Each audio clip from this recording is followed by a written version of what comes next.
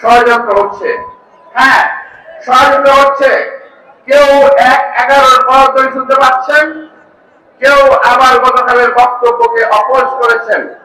কালকে ঘোষণাপত্র ঘোষণা হয়েছে, বৃষ্টির মধ্যে ভিজে আমরা ছিলাম। সামনে দাঁড়ালেন কেন?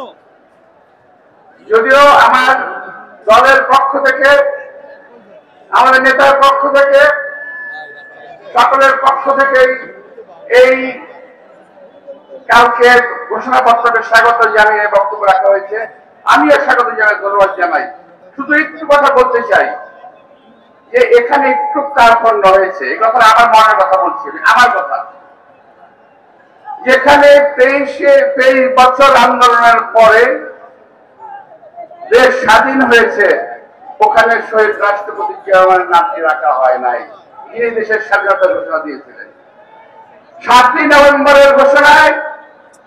7 নভেম্বরের যে বিপ্লব ডিমান্ড করে জিয়া রহমানের নাম, সেখানে সেটা আসে নাই। তারপর বাকশালের পেট থেকে যে গণতন্ত্রকে বের করে নিয়েছিলেন, সেখানে শহীদ রাষ্ট্রপতি জিয়া রহমানের নাম আসে নাই। বহুদলীয় গণতন্ত্র কায়েম করেছেন দেশ নেত্রী বেগম খালেদা জিয়া, তার নামটি আসে নাই। এটা আমাকে অত্যন্ত পীড়া দিয়েছে বলে আজকে আমি জনগণের সামনে তুলে ধরলাম। আমাকে ক্ষমা করবেন আমার নেতৃবৃন্দ, আমার ভাইয়েরা। আমি তারপরেও